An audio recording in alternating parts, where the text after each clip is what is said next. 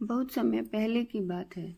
देवता और असुरों के बीच हमेशा संघर्ष चलता रहता था। एक समय ऐसा आया जब असुरों की शक्ति बहुत बढ़ गई।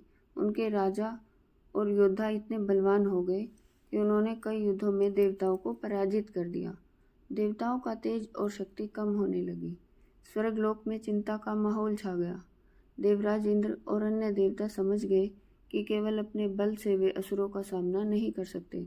इसलिए सभी देवता मिलकर भगवान विष्णु की शरण में पहुँचे। उन्होंने भगवान से प्रार्थना की कि हे प्रभु, हमारी रक्षा कीजिए। असुर दिन प्रतिदिन अधिक शक्तिशाली होते जा रहे हैं। भगवान विष्णु ने देवताओं की बात सुनी और उन्हें एक उपाय बताया। उन्होंने कहा, क्षीर सागर का मंथन करो। उस मंथन से अमृत निकलेगा।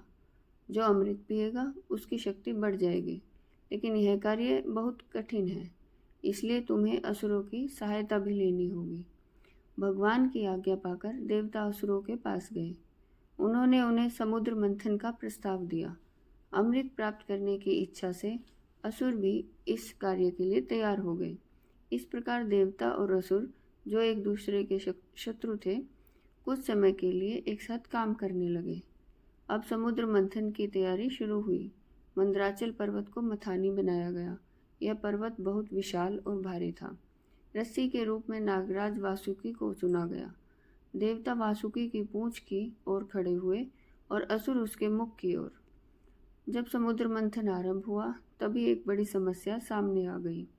मंदराचल पर्वत इतना भारी था कि वह धीरे धीरे समुद्र की गहराइयों में डूबने लगा। देवता और असुर घबरा गए।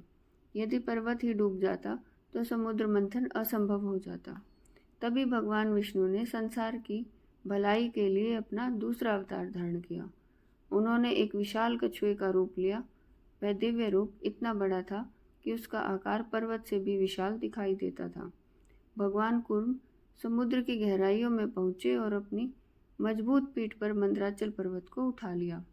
अब पर्वत पूरी तरह स्थिर हो गया।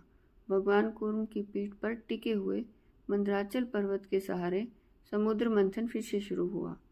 देवता और असुर पूरी शक्ति से वासुकी नाग को खींचने लगे। समुद्र में बड़ी बड़ी लहरें उठने लगी और पूरा वातावरण अद्भुत दिव्य ऊर्जा से भर गया। मंथन के दौरान सबसे पहले एक भयंकर विष निकला, जिसे हलाहल कहा गया। उसका प्रभाव इतना भयानक था कि उससे पूरे संसार में संकट पैदा हो सकता था। तब भगवान शिव ने उस विष को अपने कंठ में धारण कर लिया और संसार की रक्षा की। इसी कारण उन्हें नीलकंठ कहा जाता है। समुद्र मंथन आगे बढ़ता रहा। धीरे धीरे अनेक दिव्य वस्तुएं और रत्न प्रकट होने लगे। कामधेनु गाय, उच्च श्रवा नामक दिव्य घोड़ा, ऐरावत हाथी, कौस्तुभ मणि, कल्प वृक्ष और चंद्रमा समुद्र से बाहर आए। इन सभी को देखकर देवता और असुर आश्चर्यचकित रह गए। कुछ समय बाद समुद्र से एक दिव्य कमल प्रकट हुआ। उस कमल पर माता लक्ष्मी विराजमान थी। चारों ओर प्रकाश फैल गया। सभी देवताओं ने उनका स्वागत किया। माता लक्ष्मी ने भगवान विष्णु को अपना पति स्वीकार किया और उनके पास विराजमान हो गई। समुद्र मंथन चलता रहा और अंत में भगवान धन्वंतरी प्रकट हुए। उनके हाथ में स्वर्णिम अमृत कलश था। अमृत को देखते ही देवता और असुर दोनों उत्साहित हो गए, लेकिन असुर अमृत को अपने पास रखना चाहते थे। तब भगवान विष्णु ने एक सुंदर स्त्री का रूप धारण किया, जिसे मोहिनी अवतार कहा जाता है। मोहिनी के रूप और बुद्धिमता के असुर मोहित हो गए। भगवान विष्णु ने चतुराई से अमृत देवताओं को पिला दिया। अमृत पीते ही देवताओं की शक्ति लौट आई और वे पहले से भी अधिक बलवान हो गए।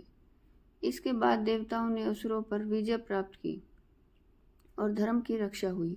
इसी पूरी घटना में भगवान विष्णु के कूर्म अवतार की सबसे महत्वपूर्ण भूमिका थी।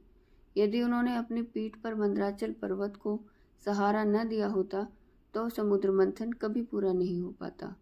कूर्म अवतार हमें यह शिक्षा देता है कि सबसे बड़े से बड़ा कार्य धैर्य, स्थिरता और सेवा की भावना से ही सफल होता है।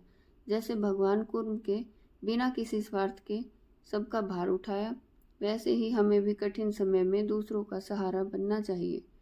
यही इस दिव्य कहानी का सबसे बड़ा संदेश है।